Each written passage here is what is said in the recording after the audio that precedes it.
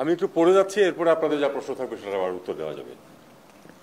প্রিয় সাংবাদিক বন্ধুগণ, শুভ অপরাহ্ন। আজকের এই সংবাদ সম্মেলনে আপনাদের স্বাগতম। মাননীয় প্রধান উপদেষ্টা প্রফেসর মোহাম্মদ ইউনূস আগামী 23 সেপ্টেম্বর শুরু হতে যাওয়া জাতিসংঘ সাধারণ পরিষদের 80তম অধিবেশনের উচ্চ পর্যায়ের সাধারণ বিতর্ক ও অন্যান্য গুরুত্বপূর্ণ অনুষ্ঠানে বাংলাদেশ প্রতিনিধি দলের নেতৃত্ব দেবেন। এই অধিবেশনে যোগদানের জন্য মাননীয় প্রধান উপদেষ্টা আগামী 22 সেপ্টেম্বর একটি বাণিজ্যিক ফ্লাইটে নিউ ইয়র্ক পৌঁছাবেন। এবছর জাতিসংঘের 80তম বর্ষপূর্তি এবং এ লক্ষ্যে সাধারণ বিতর্কের প্রতিপাদ্য হল better together 80 for piece, development and human rights. জাতিসংঘের 3টি মূল স্তম্ভ আপনারা জানেন: শান্তি ও নিরাপত্তা, উন্নয়ন এবং মানবাধিকার। সবই এমনভাবে সমানভাবে এবারের অধিবেশনে গুরুত্ব পাবে।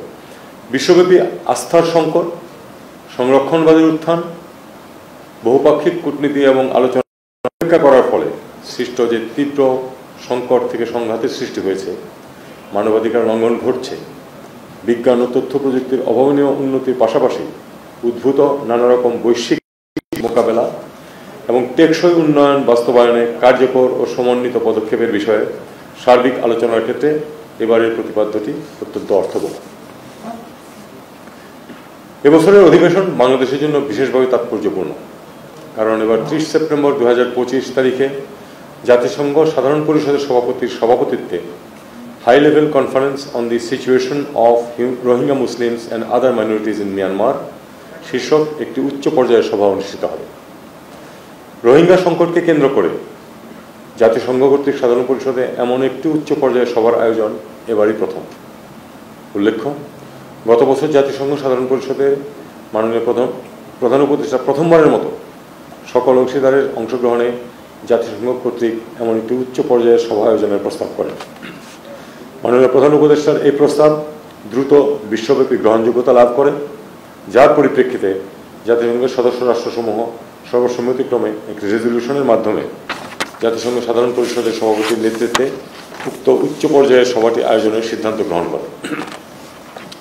এই উচ্চ পর্যায়ের সভা থেকে যেন রোহিঙ্গা সংকট দ্রুত সমাধানের একটি কার্যকর ও সময়বদ্ধ পরিকল্পনা উঠে আসে, তার জন্য আন্তর্জাতিক অংশীদার ও রোহিঙ্গা জনগোষ্ঠীর প্রতিনিধিদের সমন্বয়ে গত মাসে 24-26 আগস্ট 2025 আমরা কক্সবাজারের প্রথমবারের মতো একটি অংশীদারদের সংলাপের আয়োজন করি।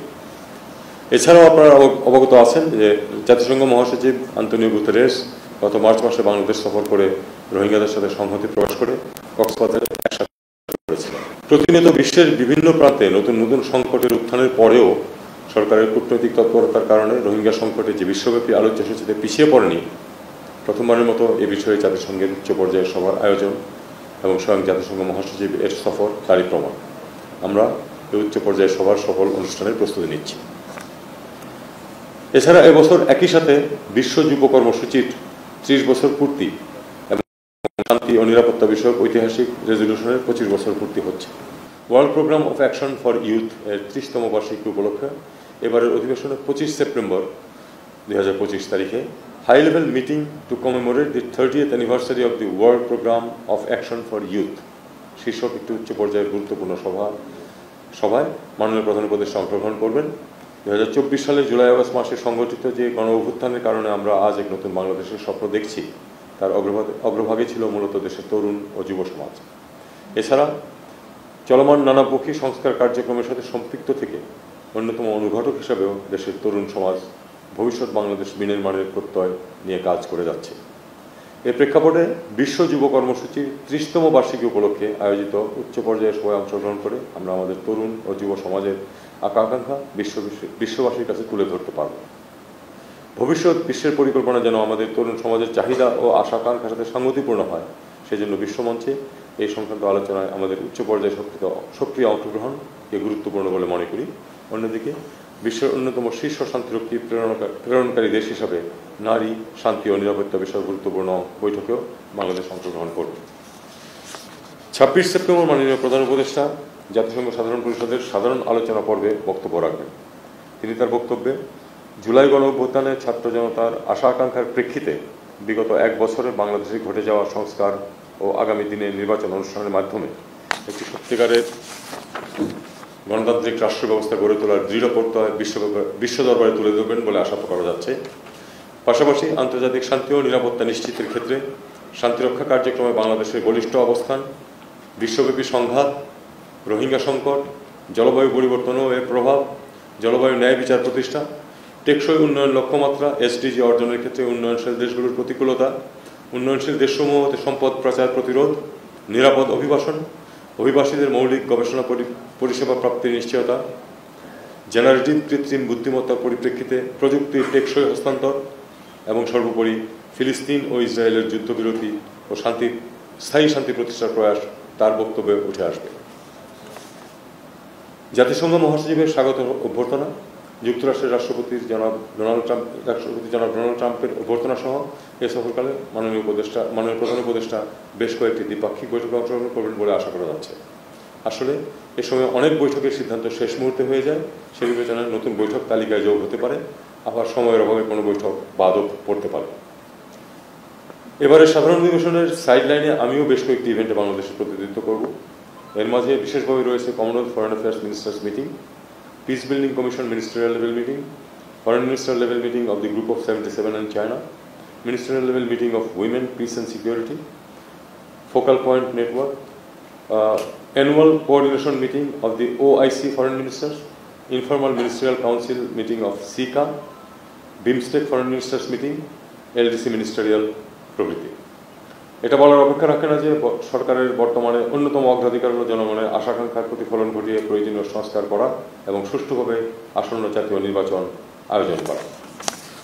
এই প্রেক্ষাপটে এবারের অধিবেশনে আমাদের কাছে একটি সুযোগ বিশ্ব দরবারের ঐক্যমত্যের ভিত্তিতে পরিচালিত আমাদের চলমান সংস্কার কার্যক্রম এবং গণতন্ত্র অভিমুখে আমাদের যাত্রাকে উপস্থাপন করা।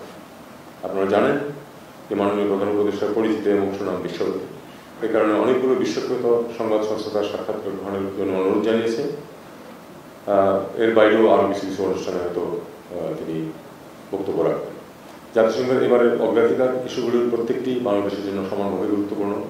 এই ইস্যুগুলির উপর যেসব ইভেন্ট আছে বাংলাদেশ তার সবকটিতেই সক্রিয়ভাবে অংশগ্রহণ করবে বলে আশা করছি। বাংলাদেশ জাতিসংঘ সহ বহুপাক্ষিক কূটনীতিকে জাতীয় স্বার্থ সংরক্ষণের জন্য গুরুত্বপূর্ণ মাধ্যম হিসেবে মনে করে সার্বিক বিবেচনায় এবারের অধিবেশনে মাননীয় প্রধান উপদেষ্টার নেতৃত্বে বাংলাদেশ প্রতিনিধি দলের অংশগ্রহণের মাধ্যমে বাংলাদেশের জাতীয় স্বার্থ সংশ্লিষ্ট বিষয়সমূহে আন্তর্জাতিক সহযোগিতার ক্ষেত্রকে বিস্তৃত ও সুদৃঢ় করবে বলে আমরা আশা করছি। আপনাদের সবাইকে ধন্যবাদ। আমি খুব বেশি প্রশ্ন আমি নিতে পারবো না, কিন্তু কাজেই আপনারা আচ্ছা একটি অতিরিক্ত বিষয় যেটা আপনাদেরকে উল্লেখ করা প্রয়োজন সেটা হলো যে আমাদের প্রতিনিধি দলে এবার চারজন রাজনীতিবিদ যাচ্ছেন। এটা করা হয়েছে কারণ যেহেতু আমরা একটা পর্যায়ের দিকে যাচ্ছি যেখানে রাজনীতিবিদদের কাছেই দেশের সার্বিক পরিচালনা ভার হস্তান্তর করা হবে, কাজে সেই হিসাবে তাদেরকে আমরা এই প্রতিনিধি দলে অংশভুক্ত করছি।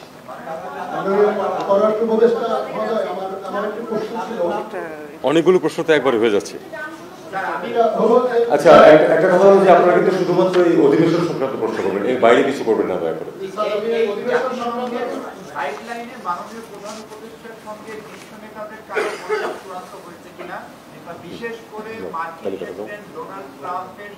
স্যার নামগুলো বলে দিবেন। মির্জা ফখরুল ইসলাম আলমগীর, আব্দুল্লাহ মোহাম্মদ তাহির, মির্জা ফখরুল ইসলাম আলমগীর। যে চারজন যাচ্ছেন তারা হচ্ছে মির্জা ফখরুল ইসলাম আলমগীর, সৈয়দ আব্দুল্লাহ মোহাম্মদ তাহের, তারপরে হচ্ছে আক্তার হোসেন, 3জন, আর হচ্ছে আর বিএনপির আরেকজন হুমায়ুন কবির। আর বিএনপি থেকে হুমায়ুন কবির সাহেব, এই চারজন যাবেন। হুমায়ুন কবির, এনসিপির থেকে আক্তার হোসেন। কার সাথে দেখা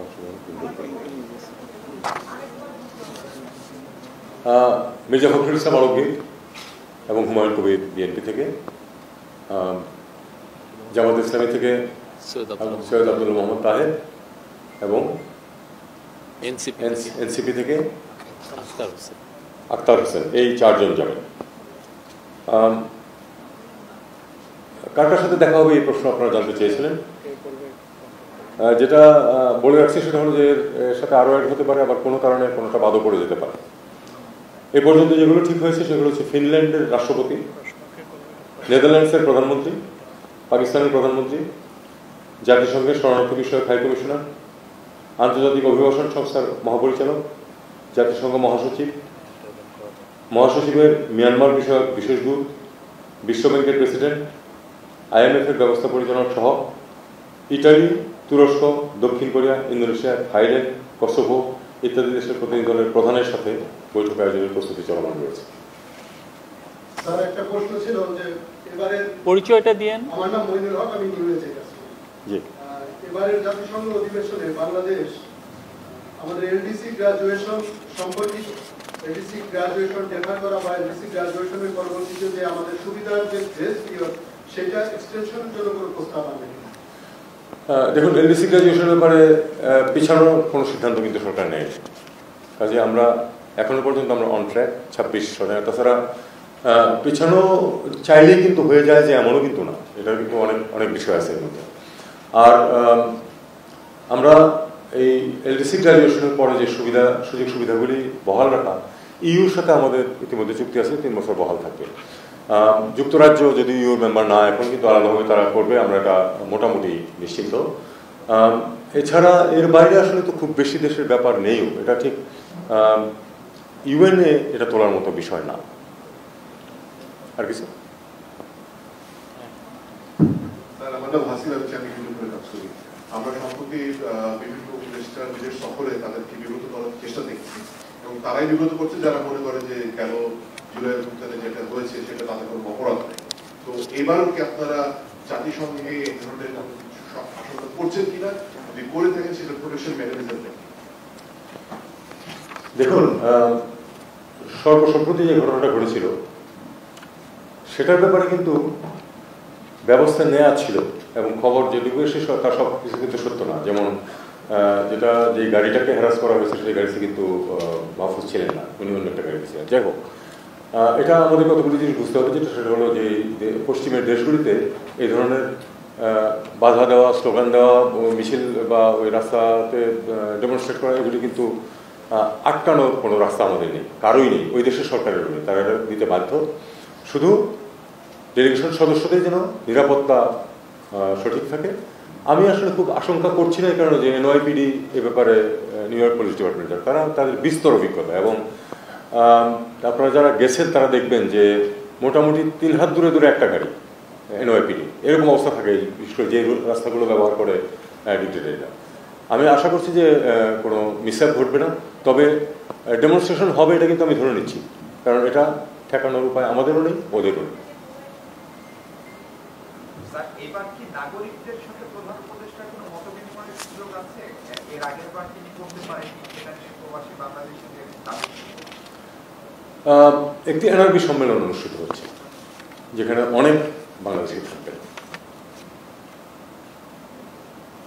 স্যাটিসফাইড? Good, thank you.